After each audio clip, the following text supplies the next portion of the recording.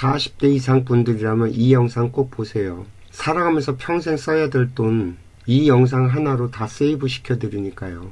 미국 빅테크 기업의 오픈AI의 샘 올트먼이나 아마존의 제프 베이조스, 그리고 테크계의 억만장자라고 하는 브라이언 존스 같은 인물들이 매년 수십억 원을 들여서 진행하는 개인 맞춤형 항로화 프로젝트의 그 핵심 도면을 까보면, 그래서 그들이 고용한 천재 과학자들이 밤낮으로 연구해 놓은 최종 결론이에요. 우리나라에서도 강남 쪽의 최상위권 부자들이 암암리의 병원 쪽을 통해서 시술을 받고 있을 거고요. 자그마치 수백에서 수천만 원을 주고 말이죠. 그러니까 지루해도 보시고, 이해가 되지 않아도 보시고, 2번이고 3번이고 4번이고 이해가 될 때까지 보세요. 제가 제안드리는 방법은 1, 20만 원이면 해결이 됩니다. 거의 공짜죠. 그러니까 지겨워도 들으시고 킵해두세요. 이해가 될 때까지. 그리고 궁금하다면 질문을 남겨주세요. 그럼 이야기 시작해봅시다.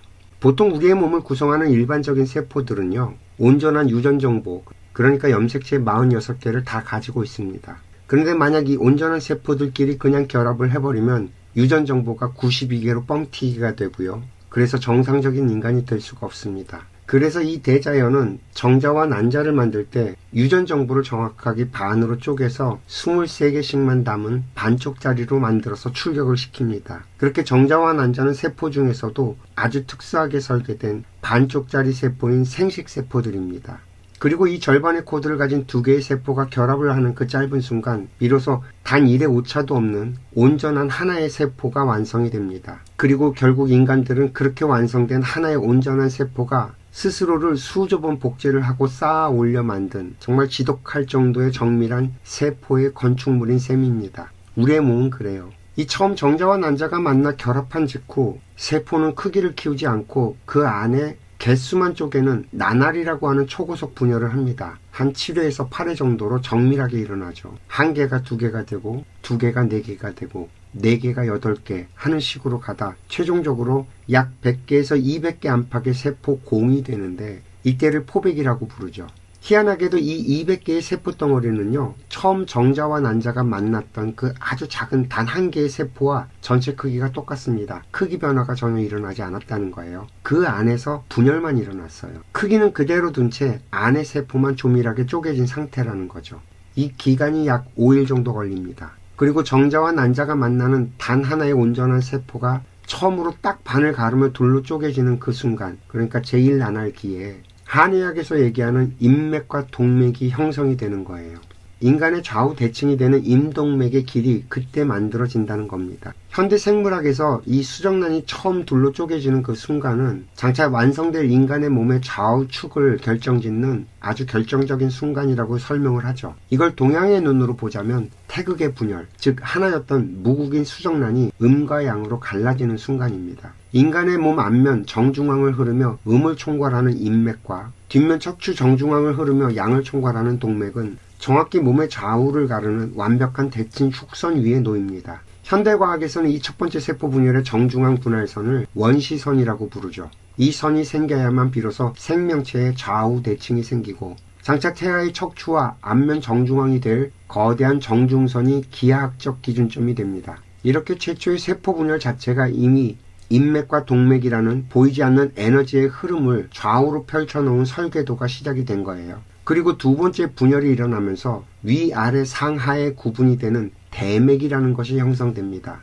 이 허리띠처럼 몸을 가로로 한 바퀴 대감는 대맥이 놓여야 비로소 머리인 상체와 다리인 하체의 구분이 생깁니다. 현대 발생학에서는 세포들이 상하로 신호를 주고받는 두미축이 형성되는 시점이라고 보죠. 그리고 세 번째 분열부터는 앞뒤를 구분짓는 기경팔맥, 즉 축맥과 음교맥과 양교맥이 순차적으로 만들어집니다. 안과 밖, 앞뒤를 관통하는 축맥은 척수 안쪽에서 시작해서 온몸의 장기와 혈맥을 온통 관통하는 기혈의 바다라고 부르고요. 현대 발생학에서 세포가 안쪽과 바깥쪽, 그러니까 소화기관을 만드는 내배엽, 그리고 피부와 신경을 만드는 외배엽으로 겹겹이 층을 이루면서 앞면과 뒷면의 두께를 만들어낼 때 이 중심에서 안팎을 꿰뚫는 중심을 잡아주는 에너지축이 바로 축맥이라고 합니다. 그리고 몸의 균형을 잡는 음교, 양교맥도 만들어지죠. 이 교라고 하는 글자는 발꿈치를 뜻하는데 몸의 앞뒤 좌우 균형을 움직이는 맥입니다. 이 맥들이 서야만 비로소 인간이 앞뒤로 쓰러지지 않고 똑바로 설 수 있는 입체적인 공간 방어력이 생기게 되죠. 하나의 세포가 이처럼 대략 200여 개로 쪼개지는 그 과정을 현대과학에서는 세포들의 단순 복제로 보지만 한의학에서 보자면 몸의 기운이 흐르는 통로 설계가 끝나고 이제 너는 어느 위치로 갈 것인가 대이동을 준비하는 완벽한 타이밍이라는 겁니다.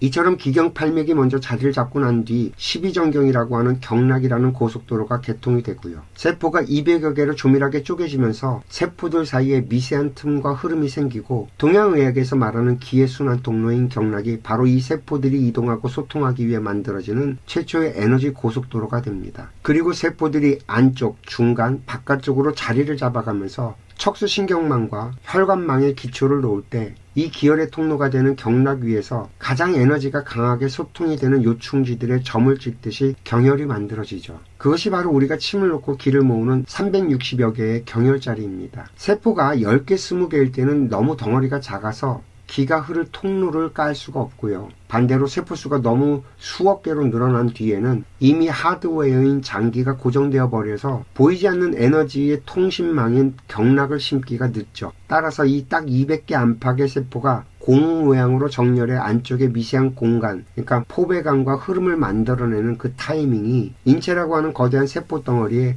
기혈의 순환과 배관 통로를 뚫고 그 요충지에 경혈자리라고 하는 보이지 않는 말쪽을 받기에 가장 완벽한 기하학적인 시점이라는 겁니다. 현대의학에서도요. 도대체 눈도 없고 귀도 없는 200개의 세포들이 도대체 무슨 수로 자기 자리를 찾아가서 정확하게 눈을 만들고 손가락을 만드는가 하는 거는 여전히 미스테리예요. 과학자들은 이 세포들 사이에 흐르는 보이지 않는 화학적, 전기적 신호의 통로, 즉 형태 형성장이라는 것이 먼저 존재하기 때문이라고 추정을 합니다만 이 현대과학의 미스터리인 형태 형성장의 진짜 정체는 바로 동양의학에서 말하는 임의동맥과 200여 개의 세포 단계에서 완성되는 경혈의 배치 시스템이라고 정의할 수 있는 거죠. 그리고 수정 후 7일이 되면 드디어 자궁에 착상을 하게 됩니다. 이 천지창조가 7일이 걸렸다고 했던가요? 어쩌면 이것이 인간이 만들어지는 시기를 말한 것인지도 모릅니다. 무지성으로 늘어나던 2배수의 분열을 딱 멈추고 이때부터 대대적인 구조조정을 해가면서 낭배 형성에 들어갑니다. 세포들이 갑자기 안쪽, 중간, 바깥쪽의 3계층으로 자리를 나누어서 대이동을 시작하죠. 바깥 세포는 뇌와 피부를 만들고요. 중간 쪽에 있는 세포는 뼈와 근육, 심장 등을 만들고 안쪽의 세포들은 위장과 내장을 만들어냅니다. 그리고 이때부터는 배수 분열이 아니라 각 부위별로 필요한 만큼만 자라는 목적형 성장으로 공정이 완전히 바뀌게 돼요. 이 심장세포는 멈추지 않고 분열을 해서 형태를 갖춰야 하고요. 또 어떤 세포는 손가락 사이에 살을 없애기 위해서 스스로 파괴되고 사멸되기도 합니다. 이렇게 무한 분열을 해가면서 약 30조 개의 세포가 만들어집니다. 그리고 수정 후 8주차, 그러니까 약 2달 정도가 지나게 되면 인간이 가져야 할 눈, 코, 입, 손가락, 심장 같은 모든 하드웨어의 기본 레이아웃이 100% 완공이 됩니다. 그래서 생물학에서는 이때부터 비로소 세포 덩어리가 아닌 태아라고 부릅니다. 그리고 이때부터는 새로운 기관을 만드는 게 아니라 이미 짜놓은 도면의 크기를 키우고 내실을 다지면서 완숙해지는 과정을 거치게 됩니다. 그렇게 온전한 인간의 태아가 완성이 되면 마침내 세상 밖으로 나오는 것이고요. 결국 인간의 몸은 30조 개 세포들의 조합이에요. 우리가 먹고 마시고 하는 행위들의 목적은 바로 이 세포들을 먹여 살리는 것이고요. 이해가 좀 되세요? 이 30조 개의 세포들은 가만히 멈춰있는 벽돌이 아니라 끊임없이 영양분을 먹고 에너지를 쓰면서 살아가는 미시적인 공장들입니다. 그리고 그 수많은 공장 안에 핵심 엔진이자 전력을 공급하는 최고의 발전소가 바로 미토콘드리아입니다. 우리가 밥을 먹고 숨을 쉬고 하는 진짜 이유는 바로 이 미토콘드리아 발전소를 돌리기 위함이에요. 위장관에서 흡수가 된 포도당이란 연료와 폐를 통해서 들어온 산소가 혈관을 타고 30조 개의 세포 속 미토콘드리아로 배달이 됩니다. 미토콘드리아는 배달된 포도당을 산소로 태우면서 인간이 살아 움직이는 데 필요한 생체 에너지인 APT, 아데노신 3인산을 폭발적으로 찍어냅니다. 우리가 말을 하고 또 이 메탈세콰이어 길을 걷고 또 도면을 그리고 심장이 뛰는 그 모든 인간 활동은 미토콘드리아가 만들어내는 이 APT라는 전기를 소비하는 과정인 것이고요. 재미난 건 이 미토콘드리아는 미토콘드리아는 원래는 수십억 년 전에는 세포 밖에서 살던 독립된 박테리아였습니다. 그런데 효율적인 생명 건축물을 만들기 위해 이 세포 안으로 들어와서 합체를 하면서 세포 내에서 공생을 하기 시작한 거죠. 그래서 이 미토콘드리아는 인간 세포의 핵과는 별개로 자기만의 독자적인 DNA 설계도를 가지고 있습니다. 그리고 각 세포당 수백 수천 개씩 따로 쥐고서는 스스로 증식하고 분열을 하죠. 따라서 우리 몸의 세포들은요, 자기가 하는 일, 그 공정의 강도에 따라서 미토콘드리아 개수를 칼같이 조절을 합니다. 이 피부처럼 평범한 세포 같은 것들은 크게 힘쓸 일이 없는 곳이기 때문에 세포당 한 200에서 500개 수준의 미토콘드리아 발전소만을 가동하고요. 온갖 해독작용과 영양소 대사를 하느라 24시간 풀가동이 되는 간세포는 무려 1000개에서 2000개 정도의 미토콘드리아 발전소가 빽빽하게 들어차 있습니다. 그리고 태어나서 죽을 때까지 단 1초도 쉬지 않고 펌프질을 해대야 되는 심장세포는요, 세포 부피의 절반 가까이가 미토콘드리아로 가득 차 있습니다. 세포 하나당 무려 수천 개의 발전소가 밤낮없이 전기를 찍어내고 있는 거죠. 그리고 우리 몸에서 가장 거대하고 특수한 세포 조직인 난자에는 장차 정자와 만나 폭발적인 배수 분열을 감당해야 하므로 무려 10만 개에서 50만 개의 미토콘드리아 발전소가 이미 장전되어 있습니다. 그래서 성인 한 명의 몸 안에는요, 총 수경 개의 상상 초월하는 발전소 네트워크가 가동되고 있고요. 이 30조 개의 요새들의 전력을 철통같이 방어하고 있죠. 만약 인간의 몸이 거대한 발전소 몇 개만 의존하는 중앙집중형 구조였다면 그곳 하나만 고장이 나도 즉사를 했을 거예요. 하지만 이 대자연은 완벽한 리스크 관리와 안전한 설계를 위해서 세포 하나하나마다 수백 개, 수천 개, 수만 개의 미토콘드리아라는 독립형 마이크로 발전소를 심어놨습니다. 하나가 고장나도 그 옆에 발전소가 즉시 전력을 대처하는 시스템이 완전 무결하게 분산되어 제어되고 있는 거죠. 놀랍지 않나요? 그런데 이 발전소에 언제부터인가 문제가 생깁니다. 이 미토콘드리아 발전소가 에너지를 만들어내면서 활성산소라고 부르는 매연 같은 것들이 만들어지는 거죠. 대신 우리 몸에는요, 이 활성산소를 제거하는 SOD라는 효소가 있습니다. 이 활성산소 제거 효소는 만병과 노화의 근원이 되는 활성산소를 분해해서 물과 산소도 분해해주는 우리 몸 최고의 자체 매연 저감 장치인 셈입니다. 이 SOD는 우리 몸에서 아주 완벽하게 자체 생산이 되는 효소인데요. 이게 나이가 들면서 이 필터 공장에 심각한 문제가 발생이 됩니다. 젊었을 때는 미토콘드리아 발전소가 새 것이기 때문에 활성산소도 적게 나오고 또 몸에서 SOD 필터도 펑펑 찍어내서 즉시 청소를 하죠. 그래서 하자가 없는 상태로 지냅니다. 그런데 40대를 기점으로 해서 우리 몸 자체의 SOD 생산 능력이 절반 이하로 뚝 떨어지게 되죠. 설상가상으로 늙은 미토콘드리아 발전소는 효율이 떨어져서 젊었을 때보다 훨씬 더 많은 활성산소를 뿜어내게 됩니다. 필터가 되는 SOD 생산은 줄어드는데 매연에 해당하는 활성산소는 폭발을 하니까 결국엔 과부하가 걸려서 세포와 DNA가 활성산소라고 하는 그 매연에 끌려서 썩어 들어가게 됩니다. 이 SOD는 단백질의 일종이에요. 우리 몸에서 단백질을 만드는 과정은 철저하게 주문 제작 방식이 있거든요. 이 세포 중심에 있는 세포 핵의 DNA 설계도에서 SOD 필터를 만들어라라는 명령이 내려지는 겁니다. 이 설계도 복사본을 가지고 세포 질 속에 있는 리보솜이라고 하는 SOD 제조 공장으로 가서 SOD를 찍어내는 거죠. 그런데 이 자체 생산 능력이 떨어지는 건 이 리보솜이라고 하는 제조 공장이 없어져서 그런 게 아니라 설계도가 오염되고 명령을 내리는 완장들이 파열이 되기 때문입니다. 이 DNA에서 나오는 설계도가 오염이 되고 명령을 내리는 체계에서 파업을 하기 때문에 그래요. 40년 동안 발전소를 돌리다 보니까 세포액 속의 DNA 설계도가 활성산소에 자꾸 노출이 되면서 군데군데 훼손이 되는 거죠. 이처럼 글자가 지워지게 되니 SOD를 어떻게 만드는지 제조법을 잃어버리게 되는 세포들이 늘어나는 거고요. 더군다나 우리 몸에는요,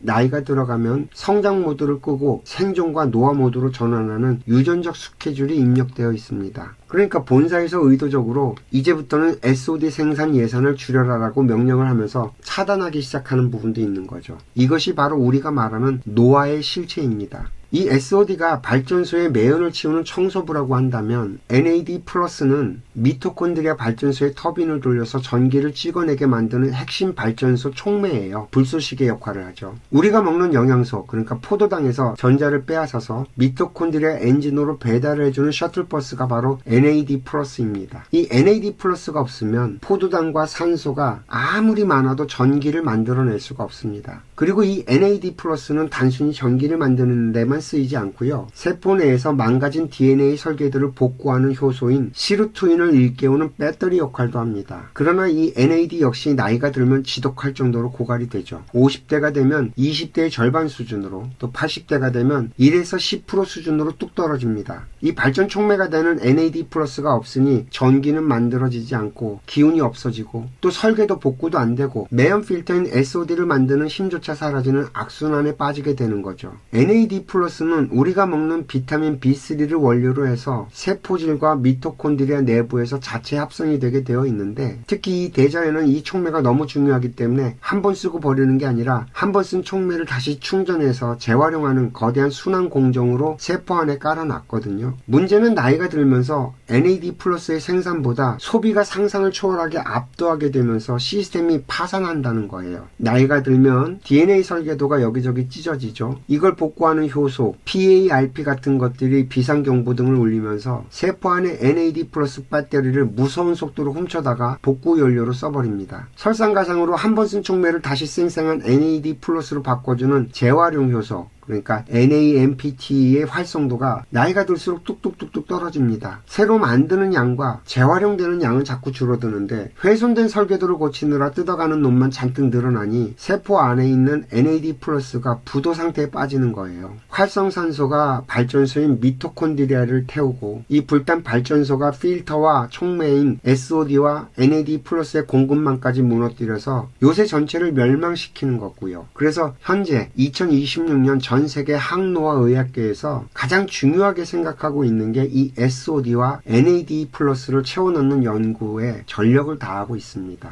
이 미토콘드리아는 에너지를 만들면서 필연적으로 활성산소를 만들어낼 수밖에 없어요. 그런데 이 활성산소는 멀리 가지 않고 발전소 바로 옆에 있는 미토콘드리아 자체의 설계도와 내벽을 먼저 공격합니다. 가장 가까운 곳에서 그렇게 시커멓게 그을려 버리는 거죠.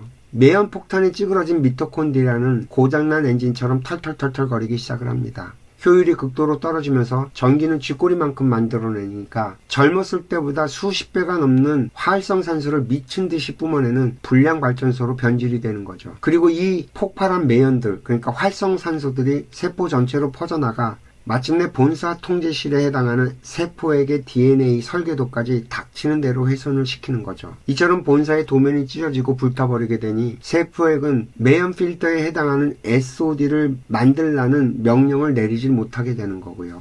필터 공장이 문을 닫는 거죠. 따라서 현재 판매되고 있는 영양제들, 비타민을 비롯해서 모든 영양제들이 아무리 먹어봤자 우리 몸 안으로 흡수가 돼서 세포를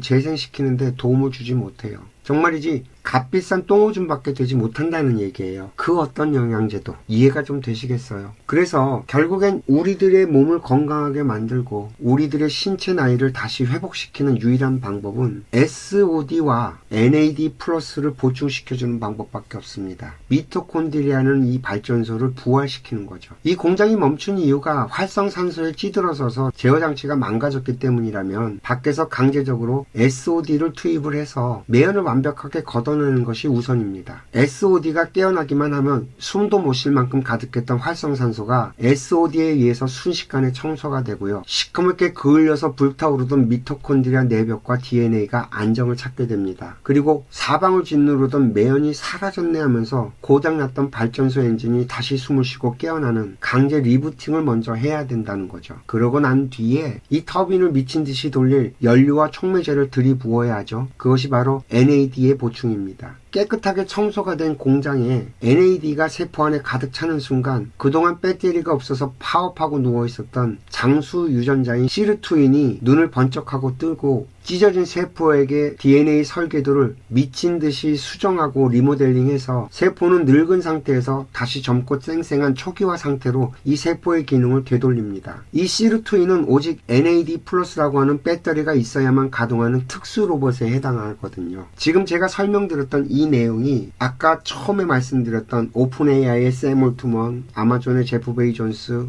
브라이언 존스 같은 인물들이 매년 수십억 원을 들여서 진행하는 개인 맞춤형 항노화 프로젝트의 핵심 도면이에요. 그러면 이 주류의학계는 왜 이런 것을 적용하지 않을까요? 아주 심플합니다. 돈벌이가 안 돼요. 의사들은 의사들대로, 제약회사는 제약회사대로 진단기계를 만드는 진단기계 업체들대로 이 세포가 이 미토콘드리아 공장을 되살리는 복원 프로젝트를 가동시키면 병원 갈 일이 없거든요. 그러니 자기네 밥벌이가 사라질 수밖에 없는 이 프로젝트를 누가 하려고 하겠어요. 아마도 대부분의 의사나 관계자들은 근거가 없다고 하면서 임상실험 결과가 없다고 얘기하면서 해봤자 소용이 없는 것처럼 가볍게 처리할 확률이 매우 높죠. 그러나 생리학적으로 이 설계도면은 너무 완벽해요. 그 누구도 여기에 반박할 수가 없죠. 그런데 딱 두 가지 문제가 있습니다.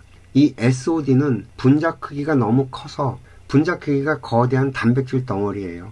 이걸 아무리 알약으로 먹어도 일단 위산에서 다 녹아버리고요. 단백질류의 모든 영양제가 다 위장에서 위산에 의해 다 녹아버리거든요. 또 이걸 주사로 찔러 넣어도 이 세포의 두꺼운 콘크리트 벽, 세포막을 통과하지 못해서 세포 안의 미토콘드리아까지 도달하지 못합니다. 그래서 한동안은 이 SOD를 직접 넣는 대신에 글루타치온이나 카탈리아제 같은 분자 크기가 작은 항산화 네트워크 촉진제를 주거나 세포막을 뚫고 들어가는 나노캡슐에 SOD를 배달하는 기술을 개발하느라고 정말 피 터지게 살았어요. NAD 플러스 역시 분자가 너무 커서 세포 안으로 직접 잘 들어가지 못합니다. 그래서 과학자들은 NAD 플러스의 전 단계 물질인 MNN이나 NR 같은 작은 원료를 먹여서 세포 안에서 NAD 플러스를 스스로 만들도록 유도하고 있죠. 그런데 이것 또한 나이가 너무 들어버리게 되면 세포 내의 재활용 공장, 그러니까 NAMPT 효소가 자체적으로 늙어 있어서 원료를 아무리 때리 부어도 NA 플러스로 바꾸는 속도가 떨어지는 병목 현상이 발생합니다. 이것이 그동안의 분자 생물학 단위의 딜레마였어요. 방법은 알겠는데 문제점을 해결할 수 있는 방법이 보이질 않았죠. 그런데 SOD를 코팅해서 위장에서 녹지 않고 소장까지 내려가게 하는 기술이 개발이 됩니다. 그리고 이 소장벽에서 흡수가 된 SOD가 세포벽을 뚫고 세포 내부로 들어가지도 않는데 원격 제어 방식으로 인해서 몸 안에 있는 SOD 체계를 깨워요. 아주 희한한 일이 벌어진 거예요. 소장벽에 빽빽하게 돋아있는 면역세포들과 신경세포들을 SOD 추출물이 툭툭툭 건드리는 순간 이 거대한 단백질을 본 장세포들이 우와, 엄청난 대형 항산화 사령관이 전선에 도착했다고 인식을 하게 됩니다. 이렇게 장벽세포들이 자극을 받으면서 온몸의 세포들로 흐르는 혈액과 신경망을 향해서 일제히 신호탄을 쏘게 됩니다. 과학자들은 이것을 NRF2 시스템, 그러니까 세포 내 항산화 방어 총지휘관 스위치의 가동이라고 부릅니다. 이 신호탄이 온몸의 30쪽의 세포 핵 안으로 전달이 되면서 세포의 본사가 발칵 뒤집히게 되죠.